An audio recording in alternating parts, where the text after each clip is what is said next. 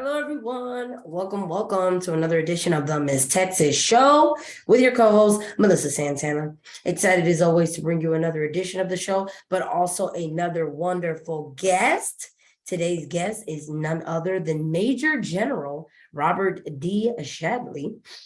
We are going to learn about this retired U.S. Army officer and about his incredible history, as well as what he did after his time in the military, as well as during. We are going to hear also about some great strengths that he's taken and how he became the co-founder of a nonprofit and all of the other great things that he's gotten into. And so we are excited to get to know him more and excited for you to tune in. The Ms. Texas Show is a voice of hope for victims, survivors, advocates, and community leaders against gender-based violence to share their stories and resources. We began showcasing life in Texas. Today, we are impacting lives not only in Texas, but also around the world.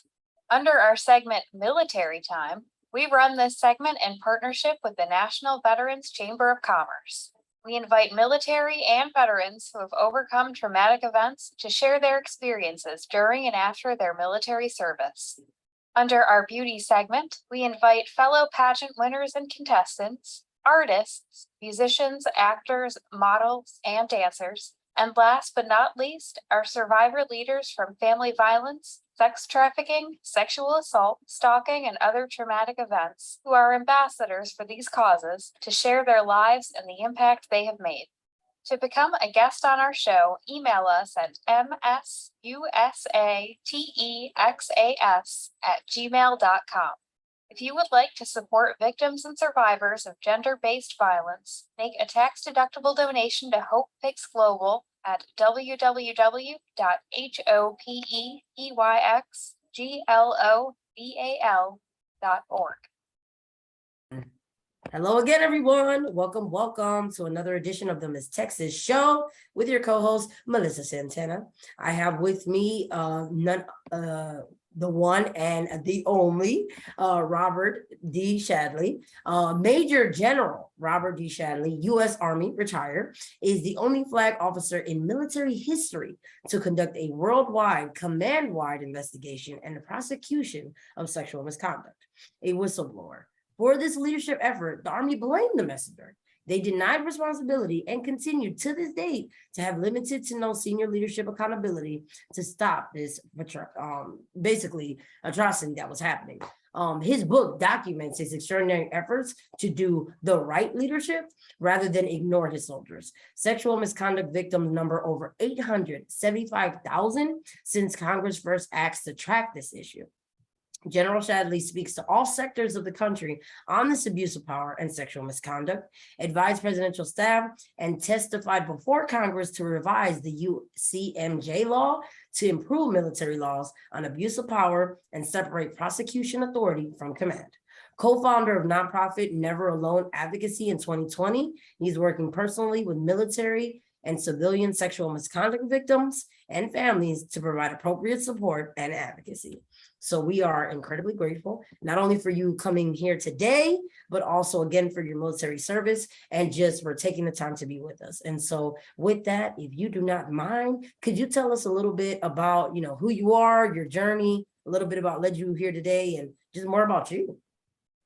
Hi, I'm Bob Shadley. I spent 33 years on active duty in the Army. The most significant accomplishment that I had was I was able to ferret out, as you mentioned, several perpetrators of sexual misconduct who were abusing their positions of power to get sexual favors from America's sons and daughters entrusted to their care. And when I first became aware of this problem, I said, I don't care what happens to me. I mean, they can fire me tomorrow. As long as I'm still in command, I'm going to find out who were the victims and what can we do to get them care. That's my number one priority.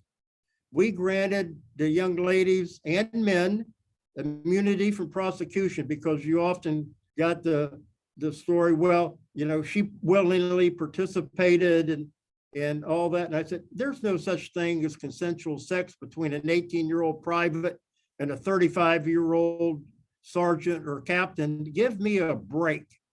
So our objectives were, let's find out who was victimized and what can we do to help get them care, because I know my wife is the victim of a sexual indecent assault by a 4-star general and the impact that it had on her life. Then from the victims that we identified, the survivors, we went to look for who the perpetrators were. And then we turned them over to a separate legal chain outside the chain of command and let them work the system. And then 3, I worked with my staff every day, 2 meetings every day, morning and afternoon, to see what we could do to prevent this from ever happening again. And sad to say, we made progress over time, but we still have the issue. And when you look at the numbers, we've got about 1 million men and women in the United States military, and about 20 to 25,000 perpetrators. So if you consider one perpetrator, 2 victims, because very seldom does a perpetrator just do what they do one time. So minimum case, still a best case, you've got 10,000 perpetrators out there every day wreaking havoc on young men and women's lives through their sexual misconduct. That's 1%. 1% is causing all this problem. I used to use the expression, it's a cancer. We should cut these people out. There's no such thing as, well, Schmidt-Lap's a great soldier, he's a great warfighter, so he goes out and molests women or men or whatever. We can overlook that because he's a warfighter. Bull crap, you know. Good warfighters or good soldiers are good men and good women, and they do the right thing. They do the hard right, not the easy wrong. Absolutely. And I so appreciate and thank you, like I said, not only for sharing that, but letting us know that you're dedicating yourself to such admirable and necessary efforts that we need and that are helpful, you know, in our society to be able to help with these unfortunate issues that do happen, even when individuals are serving and, you know, and beyond. I'm also curious. So I admire everything that you're doing. I appreciate it wholeheartedly, but I'm curious, like before you got into all of that amazing and impressive work, what was life like for you? Like what I'm talking about, even before the military service, even, you know, before you had, you know, like led your life with all these convictions, what was life like for you, you know, growing up? What inspired you to join the military? I'm wondering, what was life like for you at the beginning? Well, I was born and raised in a small town of South Central Ohio called Circleville, and it's great to talk to a fellow Buckeye. And my dad was in the Army. And so I remember when he came home from World War II. And so I always thought that I would go in the Army.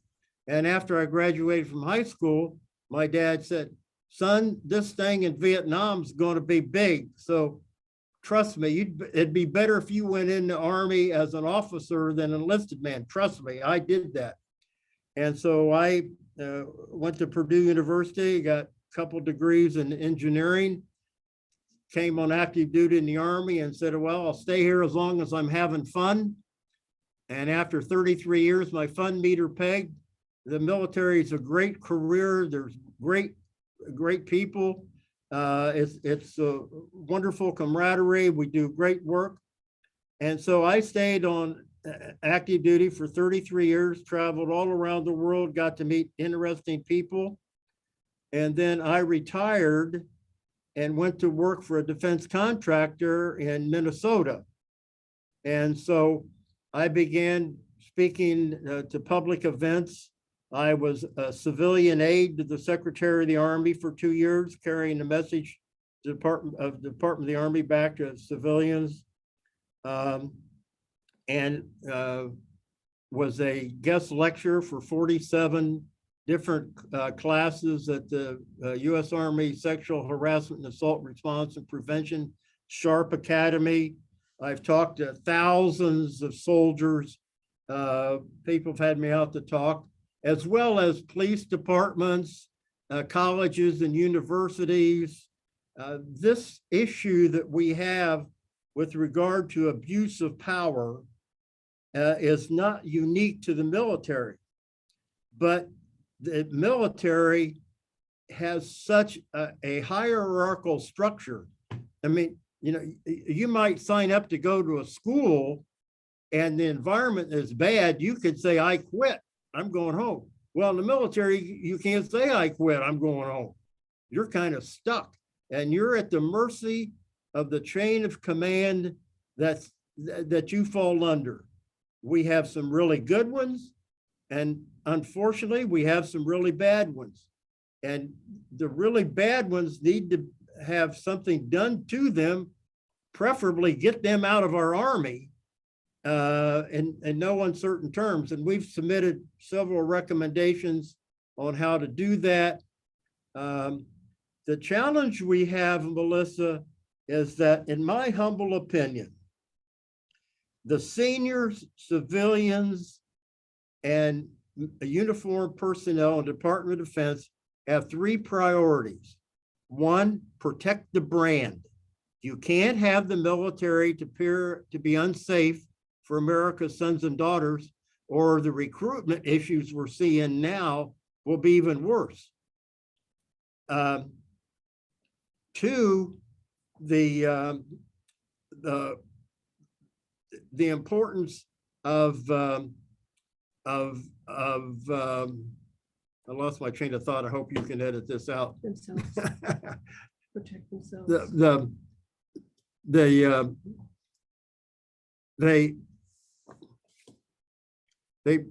want to protect themselves. Absolutely. So protect the brand, protect themselves, and then finally they worry about protecting the soldiers entrusted to their care. So the priorities are totally flipped around from the time that I came in the Army, where we were told our number one priority was taking care of our soldiers, Right. taking care of the mission, getting the mission done, and then worry about yourself. If you took care of your soldiers, they would make sure the job got done and you would succeed. But unfortunately, we see this not only in the military, but in other places where people in positions of power think their number one job is to maintain their position of power. And that's, in my humble opinion, the major part of our problem today and why we continue to fight. Unfortunately, the issues that I've been fighting for years are not new. Right. I mean, I read the newspaper today and it's the same as I read 20 years ago. I mean, you can change the names, dates, and places, and it's the same stuff. And you just get, it breaks your heart. It just breaks your heart that, you know, I remember a sergeant first class, young lady, 2 tours in Afghanistan, had been raped in Afghanistan by an Afghan soldier, was back at Fort Gordon, Georgia on suicide watch. And I came and talked to her, a group, about my book and everything. And afterwards she said, "Sir, can I talk to you?" And I said, "Sure." So we talked for a while and she said, "Sir, I think God sent you to me today because now I know someone cares about me." And I got big tears rolling down my cheeks. I said, you know, and then I got to think, why did it take some old retired guy to make a young leader in our Army feel like someone cared about her? What's wrong with this? What, you know, we can always get more airplanes. We can always get more bullets. We can always get more money, but we can't get more people. And the fundamental problems that the Department of Defense faces today is it's an all volunteer military. there's just a small portion of society knows what the military is all about. Right. But I tell you, I don't tell you, but in my mind, Melissa, we talk about why is recruiting down? No one out there mentions the fact that there's at least 875,000 victims or families of victims who know that Absolutely. it's not safe. Right. And, I said, I have no problem. I have two daughters. I have no problem. They're a little bit older. They couldn't get in it. I had no problem recommending they join the military if they were 6'1", 215, and an expert in at least 3 forms of martial arts. Right. Didn't drink, and didn't do drugs. Right. Because if not, they're going to get take care of. DOD, the second thing is they lack accountability. You read all the time, well, General so-and-so, did bad, and he was forced to retire as a colonel, and then you go talk to a sergeant and say, what would you say if somebody said you had to retire as a colonel? They say, hey, sign me up. So, and I've had that problem, and I don't care what he thinks, but General Petraeus, 4-star general, has an affair with his biographer, gets his hand slapped, and then some sergeant has an affair. He gets busted down to private, put in jail for a couple of months. And so what kind of message do we send? We have a double standard for the senior leaders. And then I don't mean to be negative against any particular person or individuals, but Congress is really abdicating their responsibilities. They have an oversight mission. And, we tell people, young soldiers and family members, write your Congress person and let them know what's going on. Well, their letter gets into an in pile. It's sent over to the Department of Defense, where they've got like 72 hours to get a response back. Some general signs the letter back to a congressman. The congressman then writes to the family member and say, I looked into this and I have been assured that such and such is going to happen. And we have been fortunate under Amy Frank and Never Alone Advocacy, opening up cases of where young soldiers have died as a result of sexual misconduct. We call it murder by suicide, where the young soldier says, I got no way out. I've had it. I'm just going to end it. I'm stuck here. No one cares. No one's going to do anything about it. But Melissa, I rattled on about, where I've been, what I've been doing, and what the negative things are. But here are some solutions. I mean, here's what we push for. And that's the establishment of a separate judicial system. And I worked with Nancy Parrish and all the good folks at Protect Our Defenders to get the law changed, and that's finally moving in the right direction. We need to hold senior leadership accountable. And once you get to be a 3/4 general, you become part of a cabal, and your buddies and buddiettes are going to protect you. All it would take is to fire a 3 or 4-star general for misconduct, and the message would get out in a hurry. And we have to, I think, raise awareness so that all of our citizens know that about our military and have a stake in its future. We just can't turn it over to somebody else and say, you take care of the soldiers and make sure the women and the men are protected. It's all of our responsibilities. And I would hold my congressperson accountable. often you get, like I said, the responses to your congressional inquiries are written by the military with the intent purpose of making sure the problem goes away and gets you off of the books. And then we think, in my humble opinion, there's 5 things that can be done right now without any problem.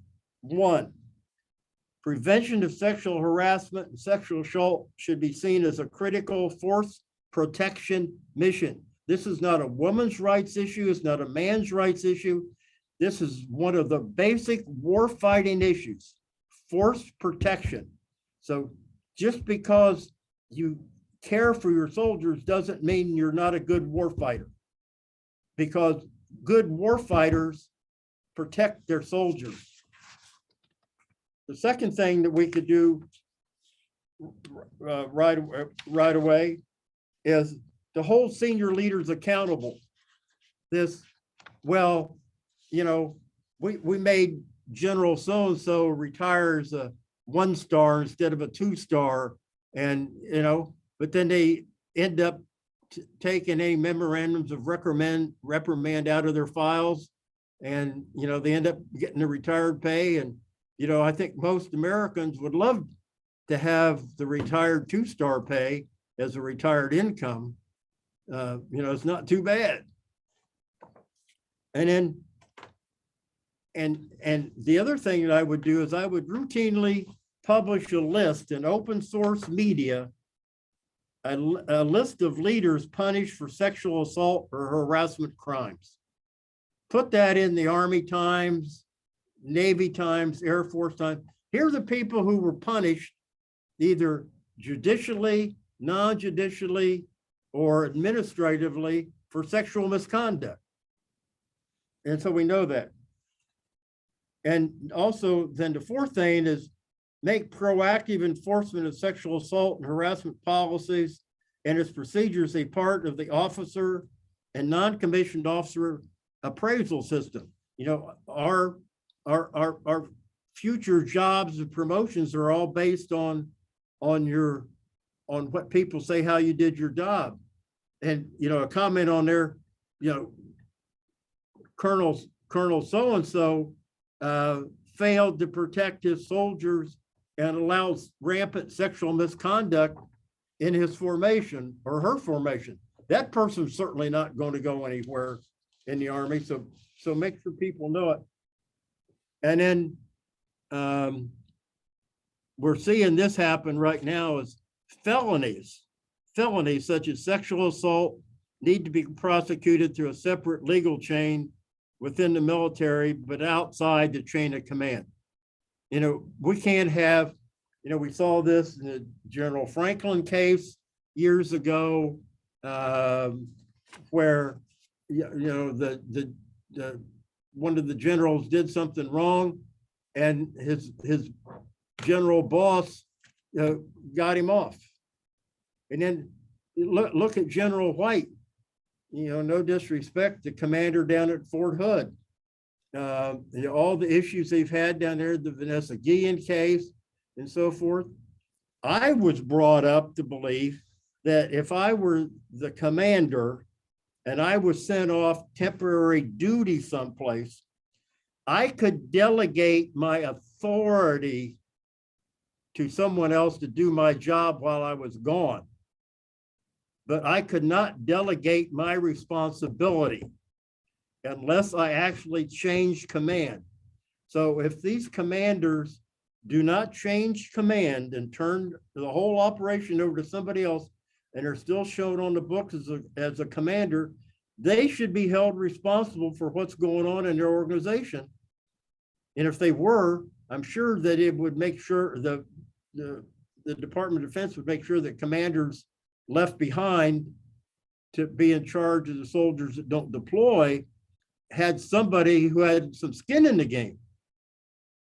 You know, so now we're trying to do you know, too much. And the other thing that would really put a hamper in this is if you were a general officer or a colonel or a senior civilian, and you were convicted either by judicial, non-judicial, or administrative punishment for sexual misconduct, you could not serve the United States government as a civilian employee.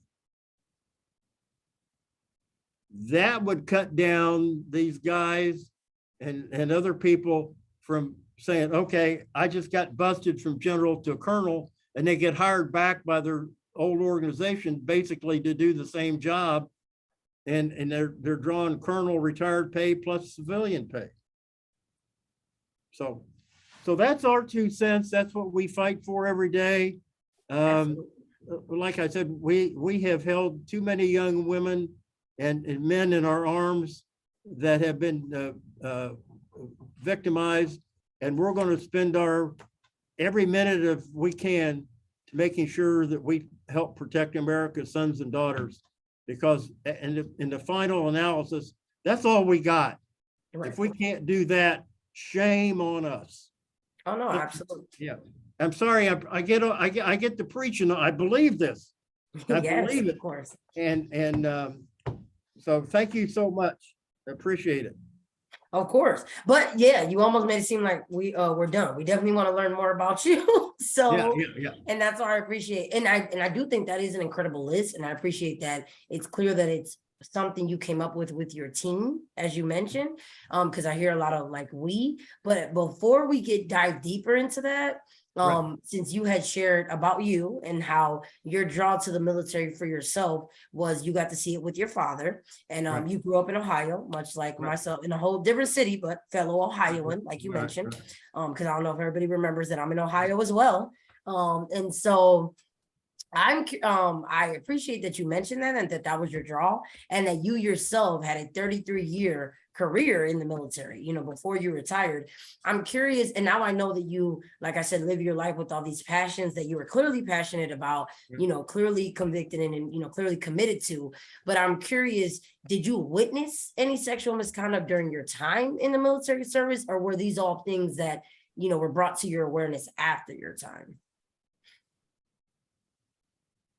I saw sexual misconduct in the form of officers who had too much to drink and were, I think fondling might be too harsh a word, but certainly arms around, female officers and I talked to a 2-star female commander who said that at a recent party, and this was a couple of years ago, hosted by the Vice Chief of Staff of the Army, that a male 2-star, drunk as a skunk, came up and propositioned her. And I said, "What'd you do?" She said, "Well, I waited till the next day and confronted him," because she didn't want to get into confrontation. But, and the other challenge that our female soldiers have, and male soldiers, that if you bring the problem forward, then you're considered the problem. And we have been told by some of the premier warfighters in our Army that if they hear sexual misconduct going on in the barracks at night, they're closing the door, they're locking it, and putting their head underneath the pillow and not getting involved. And I said, "How come?" And they said, "Because the process is so convoluted, we don't want to get stuck in all the legal process. And 2, we don't trust the chain of command to do anything about it anyway, so why waste our time?" Yeah. And these are premier warfighters. These are very, very special folks. Absolutely. And see, and so now what I'm curious about is then, so what led you to then, develop the advocacy group, like to lead all these efforts now? Were they just genuine conversations built up over time? Was there a team of you that found one another? Like, I'm curious how it led to the work that you now do today, that you spoke so, well about, and that I want to dive deeper into. How did you get there? from the military service. The current group that we're with, Never Alone Advocacy, Mhm. our founder, Amy Frank, who was without a doubt the smartest, most caring, most dynamic person there is in this fight. If the world had 10 or 15 more Amy's, this whole place would be much better off. Well, Amy started her process. She was, she brought forward charges of sexual misconduct in a reserve component unit. And so what they do, they fired her. And so then she appeals through the process, and she called me up and she said, "Sir, I don't know you, but I've been talking to several people and they said, if I want to fight this thing, I need to talk to you." So then,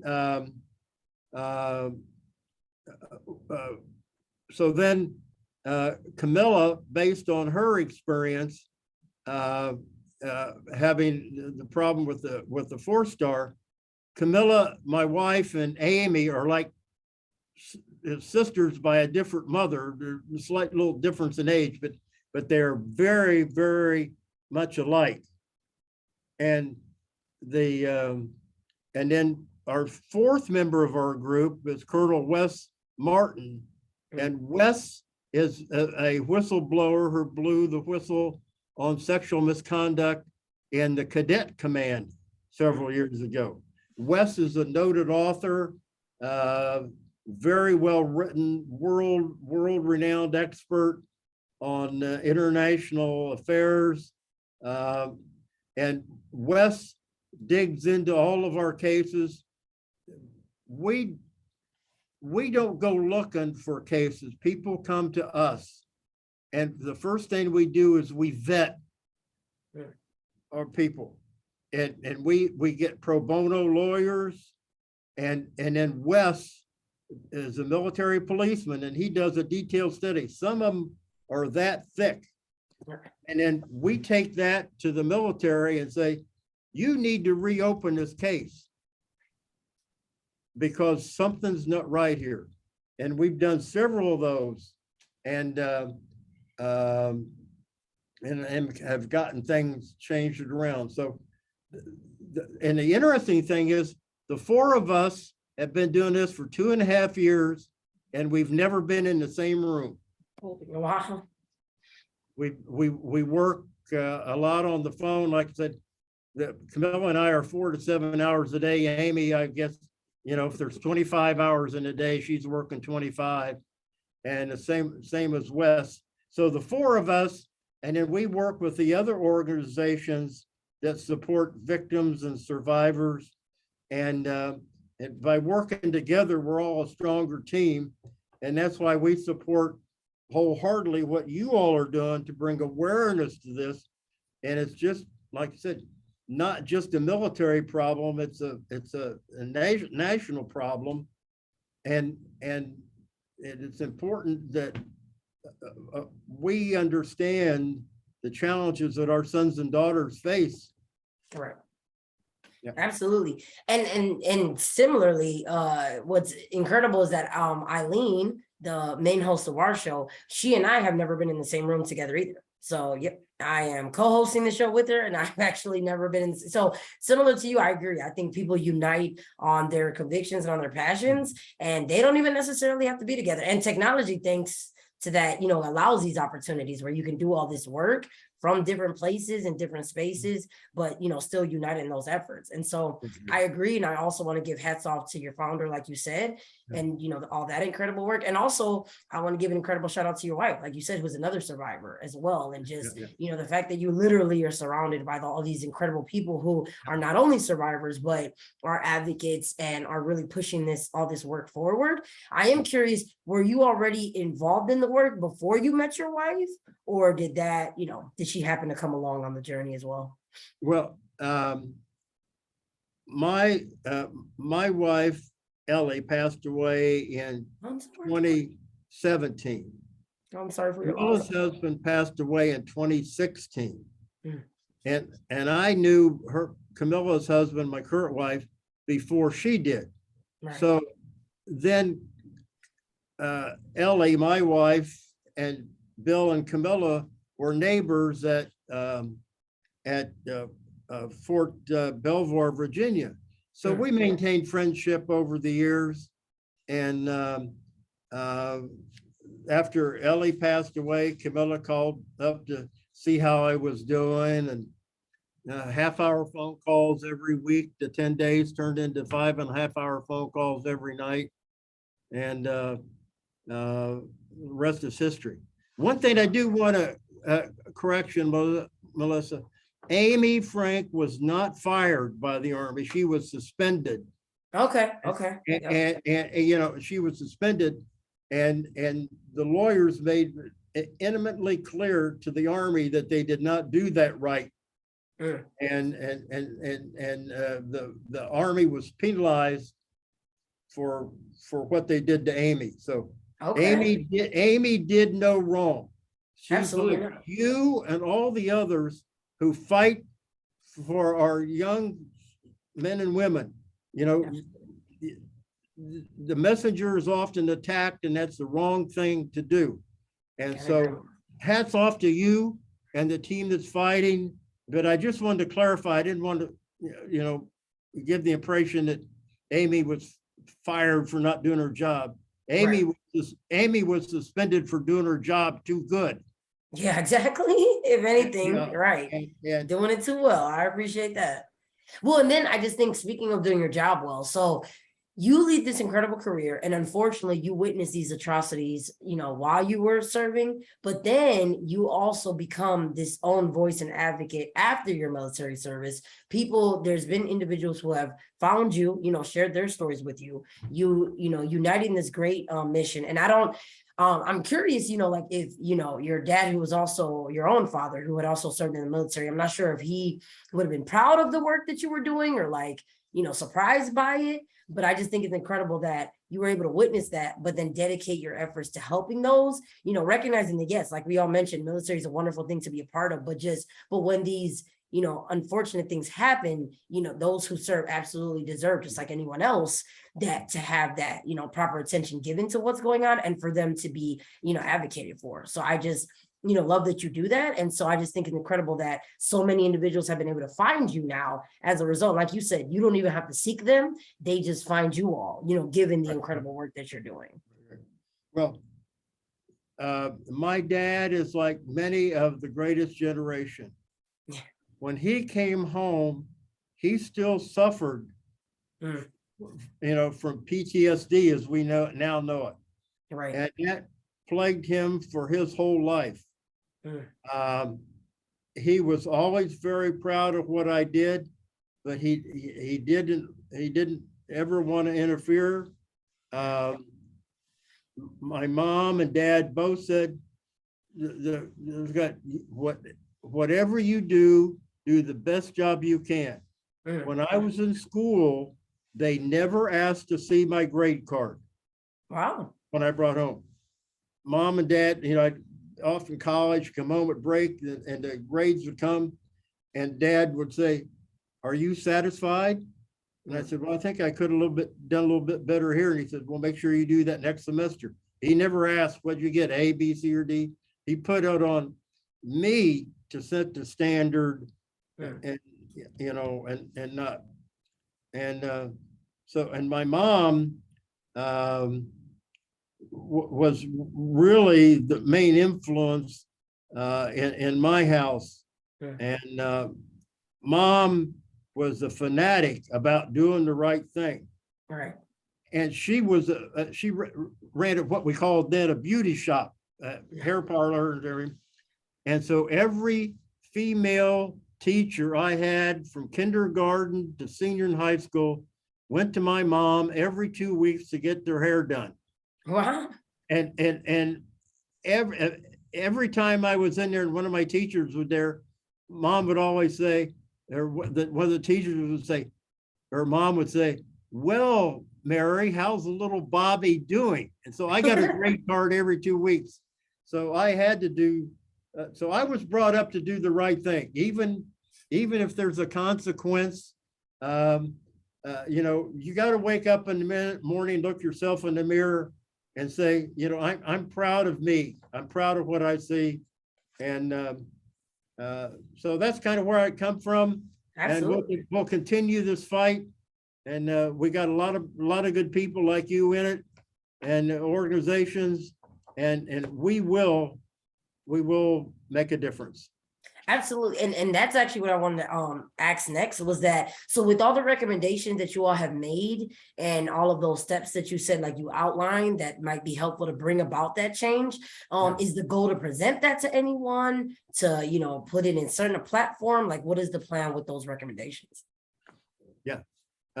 We gave them to the Independent Review Commission, and I put many of them in a personal note and then an email to the Secretary of the Army, and I've yet to receive a response from her of any kind. Oh man. So that, does that tell you something? Yeah, it absolutely does. Speaks volumes. Because I was wondering, I'm like, I wonder where and what hands it was going to land. And I think they're clearly thoughtful and well-written, you know, recommendations. So I just thought, like, with that being said, I am curious. I mean, are you all hoping then, given the lack of response, are you thinking that you might, are there any steps that you all plan to take in the future, you know, as a response to that? Yeah, we're going to continue our voice. We are gaining additional pro bono legal support with experts. We are looking for new members of Congress who understand, and you know, we've got, you know, Senator Gillibrand, Representative Spear. I spent time with both of those, and other members of Congress. We have a lot of people working very hard, but we need more. Absolutely. We need more. And the biggest thing I think we can do, Melissa, is to make sure that our military is not considered an isolated part of community. You know, we are the military. Right. And yeah, and absolutely. And I just think it was incredible to hear too that, like, you know, even with your own daughters that you mentioned, you know, you would love to encourage them to be a part of it, but you even mentioned that, like, just the qualities, the characteristics that they would probably need in order to really be able to be a part of it. And it's those unfortunate truths that exist in our society. We should be able to do whatever we want, however we want, but we just cannot ignore that. Unfortunately, there are a lot of these dangers that exist. I definitely think I feel better knowing that there are such upstanding individuals like yourself who are not afraid to fight this great fight, like you mentioned. I mean, I know you thrown the support this way, but I want to throw it back and let you know that I feel assured knowing that, you know, all the great work that you do as well.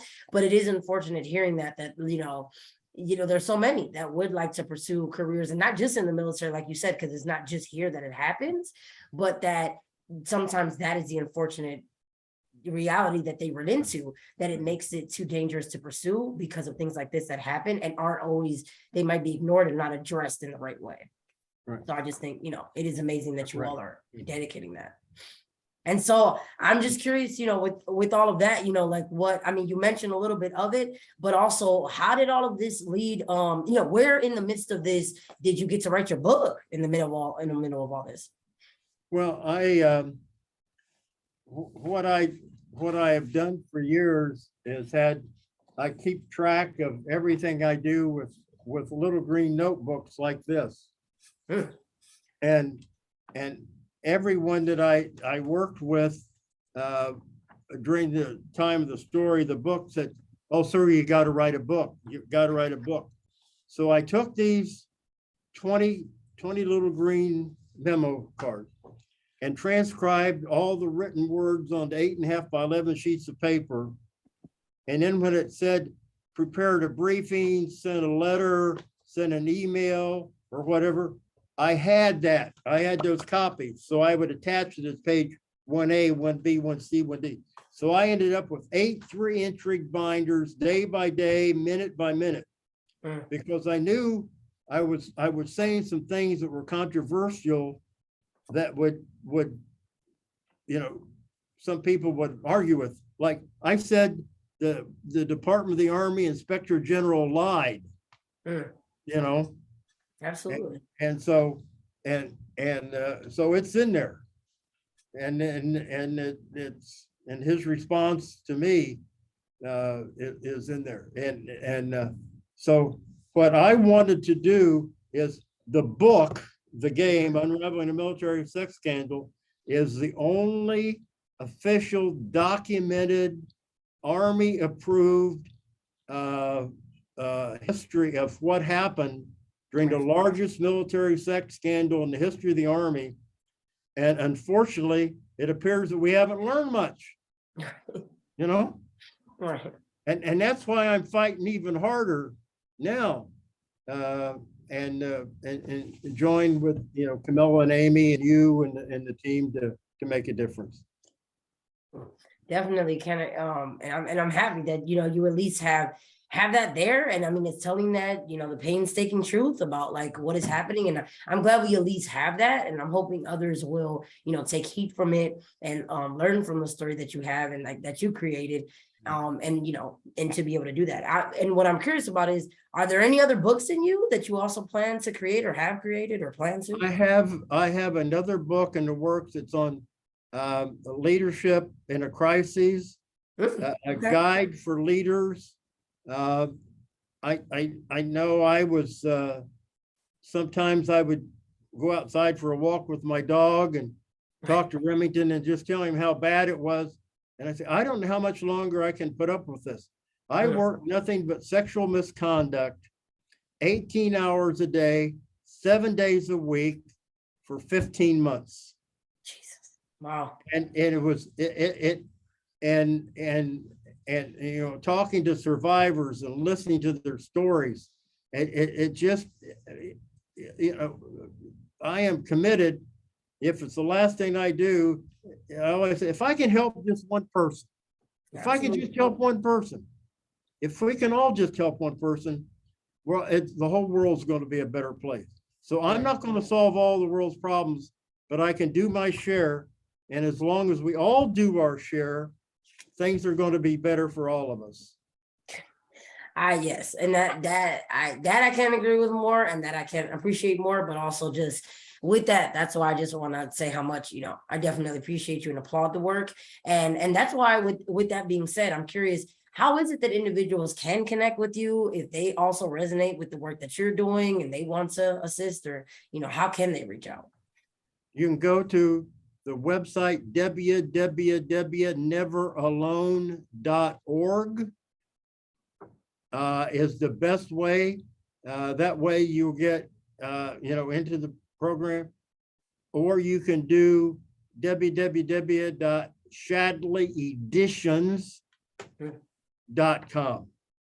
And either way we'll get, like our group says, never alone. We just want to make sure that all of our survivors out there who feel like this is the end of the world, you are not alone. Absolutely. There's somebody there to help you, and we'll reach out and we'll do everything we can to help you. Oh, I definitely agree. And I'm just so glad that we're bringing awareness to something that doesn't get talked about, not just in general, but even on the show. We have not had enough conversations around. We've absolutely talked about interpersonal violence in so many facets. We've actually touched on those, but it exists in such a, because we do live in the United States of America. And this is, Right. And we absolutely applaud the work that is done, but we do not talk enough about how, this, it's not escape there. And so unfortunately, that's what we mean is that unfortunately, it's not a safe haven where we can immediately know that it's just a utopia and that these things don't happen there. Also, they happen everywhere, unfortunately. Right. And so, I mean, the good thing is we do have individuals like yourself who and your team who absolutely help, fight against these things, but it just helps us to remember that they do happen everywhere, but that's why awareness is needed everywhere. And for us to know that, it does occur in these different spaces, but that's why it's helpful to join the fight against it instead of letting us, silence perpetuate it, really. Right. And so, I'm definitely The good big for that. areas So we're working on now is spousal sexual abuse. okay, We're seeing more and more of that. right. And again, it's abuse of power. Right. Right. And so it's kind of all tied together. So Oh, and anyway, that's a new effort. that's what we're all about. I hope that helps. And Oh, no, it absolutely does. And you said, so the survival of sexual abuse is a new thing that you all are focusing on. Is that what you said? right. Okay, look at that. So there's all these new things y'all heard. There are all these things to come, and definitely. But no, I appreciate once more that you mentioned the websites. I'm glad that viewers. I definitely think you should feel encouraged to reach out. Know that in general you're not alone, but especially with this organization, literally they're called never alone. So we want you to definitely feel that reassurance. Definitely know that support is there, and definitely know that there are individuals who want to help you. And all you need to do is reach out. If you want to be able to get that support.